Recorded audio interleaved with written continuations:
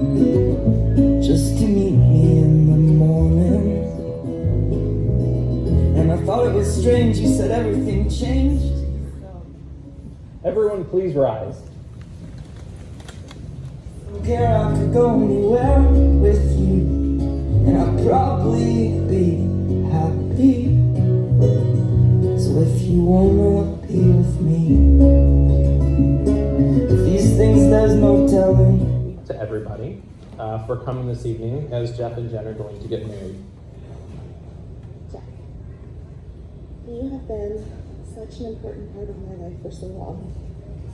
You have been my coworker, my friend, my best friend, and now today you're becoming my forever. One of the realities about falling in love with your best friend is that going into this, I didn't get that getting to know you phase that most couples get. From day one, you not only knew all the good, but you knew all the not so good. And despite knowing everything about me, you have never judged or made me feel less than. You have always just 100% accepted me for who I am. And that means more to me than I could ever put into words. I truly believe that I was brought into this world to love you and to be loved by you. I love you not only for what you are, but for what I am when I'm with you. So on this day of our wedding, I promise to love you. I promise to honor you. But most of all, I promise you that as long as I am alive, you will never have to wonder if you are loved. You will never have to wonder if you are appreciated. And you will never have to wonder if you are needed. I love you so much, Jeff. You are the person I want to spend forever with. Okay. Oh. Jenn, that was amazing. I'm emotional. Jeff, that is a very tall order for you to follow, so I wish you all the luck in the world, sir. It is your turn. I didn't even memorize mine.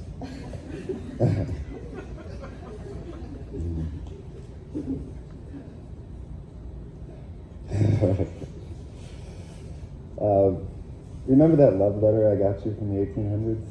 The one sitting in the frame in our living room, the paper all aged and yellow with the pencil-etched message, faded to the point where we could only guess what it said inside, and together we guessed it said, "I'm sorry it wasn't perfect." I like to try to imagine the scenario that precipitated the writing of this letter, and my thoughts always interpret it as romantic, perhaps due to the drawing of the happy couple on the cover's letter, or perhaps because we first read it together. I find myself imagining a scenario where the letter's author was dying, maybe from a mortal wound gained from battle or from his work at the lumber mill or whatever people died from in the 1800s. And his last thoughts were of her. Not only this, but his last thoughts were regrets over all the things that he may have done wrong, regret over all those things that he could have done better. I'm sorry it wasn't perfect. My first vow is that I will always do everything in my power to make things perfect for you. And if for any reason something isn't perfect, my last thoughts would be wishing that I had done more to make things perfect for you. If you cry, I'm going to cry. I like to think that when she received the letter, when she was able to read it after milking the cows or swooning or whatever women did in the 1800s, that she realized that despite things being tough, sometimes things really were perfect because they had each other. I like to think it was perfect because they were together. I know we're perfect together. Not just perfect together, but also completely in tune with one another. When I was writing these vows, for example, I was nervous that somehow independently we would write the same vows, like remember that one birthday when we secretly obtained presents for one another and somehow we opened them, and some of the presents were the same. I like this a lot. I love being so in tune with you. I love the feeling that I completely understand where you're coming from and knowing that you can read me just as well. My second vow to you is this: I will continue to understand everything about you, to empathize, to understand what makes you happy, and do everything in my power to do so. Finally, my last vow is that I am yours. You have my soul. You always have had my soul, and you will always have my soul. I now invite you both to share in your first wedded kiss. Congratulations.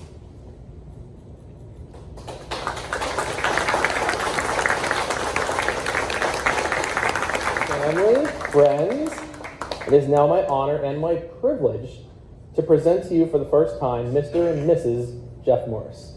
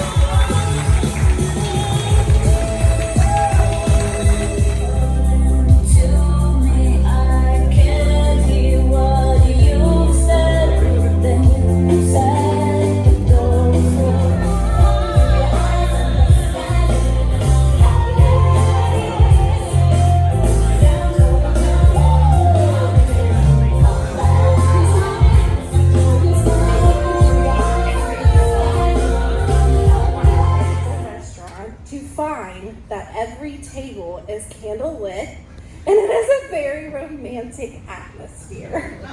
I first met Jeff almost 20 years ago when we were co-workers at the movie theater together. We became friends at first because of our mutual love of the cinema, but we found out we had other similar interests like April Fool's pranks and Ralph Wiggum impersonations. Beside